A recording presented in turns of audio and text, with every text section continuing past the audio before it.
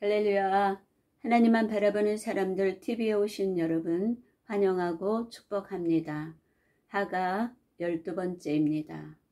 주제는 하가가 형통을 산출하는 이유. 두 번째, 믿음과 영의 생각입니다. 하나님의 말씀, 이 율법책을 내 입에서 떠나지 말게 하며 주야로 그것을 묵상하여 그 안에 기록된 대로 다 지켜 행하라. 그리하면 내 길이 평탄하게 될 것이며 내가 형통하리라. 아멘. 하나님은 가나안을 앞둔 여호수아에게 왜 하가를 강조하셨습니까? 하나님이 여호수아에게 입에서 말씀을 떠나지 말게 하며 주야로 하가하라고 하신 이유는 결국 영이요 생명이시요 말씀이시며 인격이신 주님이 함께하기를 원하셨기 때문입니다. 주님이 함께 하시는 것이 형통입니다. 주님이 함께하는 것이 성공입니다. 주님이 함께해야 전쟁에서 승리할 수 있습니다. 첫 번째, 하가는 믿음을 가져옵니다. 하가가 이런 형통을 산출할 수 있는 가장 근본적인 이유는 믿음이 들어오고 생각을 출산하게 하는 원천이 바로 말씀이기 때문입니다. 의지적인 믿음은 오래가지 못합니다. 변화를 일으키는 믿음은 언제나 들어오는 것이어야 합니다. 믿음은 내가 의지적으로 만드는 것이 아닙니다. 오는 것입니다. 로마서 10장 17절 말씀합니다. 그러므로 믿음은 들음에서 나며 들음은 그리스도의 말씀으로 말미암았느니라. 아멘. 하나님 말씀을 들음으로 하나님에게서 믿음이 오는 것입니다. 그래서 대부분의 영어 성경은 믿음이 오는 것이라고 번역합니다. 의지를 사용한 믿음은 나에게서 오는 것입니다. 하지만 진정한 믿음은 하늘, 즉 말씀에서 와야 합니다. 글자였던 말씀이 인격으로 다가와 그 인격 앞에 자복하며 큰 감동을 받을 때 믿음은 들어오는 것입니다. 어디서 오는 것입니까? 사도 바울은 그리스도의 말씀을 들음으로 오는 것이라고 말합니다. 주 예수님은 말씀 그 자체입니다.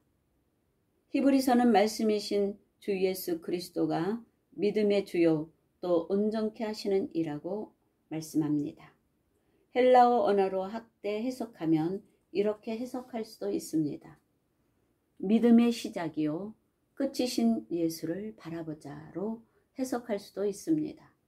즉 말씀이신 주 예수 그리스도가 믿음의 시작이요 끝이자 믿음의 원천입니다.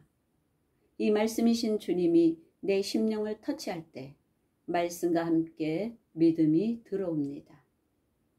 히브리서 12장 2절 믿음의 주요 또 온전케 하시는 이인 예수를 바라보자. 잠언은 믿음의 원천인 말씀에 주의하라라고 말합니다. 잠언서 4장 20절 말씀합니다. 내 아들아 내 말에 주의하며 내가 말하는 것에 내 귀를 기울이라. 아멘. 주의하다를 NIV에는 집중하여 관심을 기울이는 것으로 번역했습니다. 관심을 기울이면 보이지 않던 것이 보입니다. 그 대상에 숨겨진 마음마저 알게 됩니다. 그래서 주의하다의 히브리어 카샤보에는 주의하다란 의미 외에 귀를 기울여 듣다란 의미도 있습니다. 시편 17절 말씀은 카샤브를 듣다로 번역했습니다. 시편 17절 말씀합니다. 여호와여 주는 겸손한 자의 소원을 들었사오니 그들의 마음을 준비하시며 귀를 기울여 들으시고 여기서 들으시고를 카샤브라고 말씀합니다. 하가는 인격이신 말씀에 깊은 관심을 기울이는 것 카샤브입니다. 말씀에 깊은 관심을 기울일 때 인격이신 말씀이 속삭이기 시작합니다. 우리가 그 말씀을 들을 때 믿음이 들어오는 것입니다. 이 믿음을 가지고 오는 것이 바로 계시입니다. 계시를 받아야 하나님의 뜻을 분별할 수 있습니다. 분별은 하나님의 뜻대로 살게 합니다. 아멘. 두 번째 하가는 영의 생각을 돕습니다. 사도 바울은 그리스도의 영이 있으면 그리스도의 사람이라고 말합니다. 그리스도인은 그리스도의 영을 가진 영적 존재입니다. 로마서 8장 9절 말씀합니다. 만일 너희 속에 하나님의 영이 거하시면 너희가 육신에 있지 아니하고 영에 있나니 누구든지 그리스도의 영이 없으면 그리스도의 사람이 아니라. 아멘. 영적이라 하면 신앙생활을 열심히 하는 경건한 사람을 떠올립니다. 하지만 그것은 영적인 것의 결과입니다. 영적이란 말은 삶의 주도권과 관련이 있습니다. 아무리 새벽 기도를 열심히 하고 헌신을 한다 해도 내 생각과 이성, 감성, 의지 경험이 삶의 주도권을 먼저 갖는다면 그것은 영적인 것이 아닙니다. 내 안에 내주하고 계신 그리스도의 영이 내 삶의 주도권을 갖는 것이 영적입니다. 다른 말로 얘기하면 어떤 일이 닥쳤을 때 내 감정이 즉각 반응하는 것이 아니라 내주하는 영에 의해 감정이 통제되어 반응하게 되는 것, 바로 그것이 영적입니다. 영적인에 해당되는 헬라어는 푸뉴마티코스입니다. 이 말은 영에 의해 통제되는 것으로 번역할 수 있습니다. 사도 바울은 로마서에서 육신의 생각과 영의 생각에 관해 얘기합니다. 내주하는 영이 따를 때, 영적일 때 영의 일을 생각하게 됩니다. 생각은 감정과 태도에 영향을 미칩니다. 감정과 태도는 내 행동에 영향을 미칩니다. 로마서 8장 5절에 7절 말씀합니다. 육신을 따르는 자는 육신의 일을, 영을 따르는 자는 영의 일을 생각하나니 육신의 생각은 사망이요 영의 생각은 생명과 평안이니라. 육신의 생각은 하나님과 원수가 되나니 이는 하나님의 법에 굴복하지 아니할 뿐 아니라 할 수도 없음이라. 아멘. 행동의 반복이 내 삶을 결정합니다. 삶을 바꾸려면 결국 생각을 바꿔야 합니다. 이 생각에는 두 종류가 있습니다.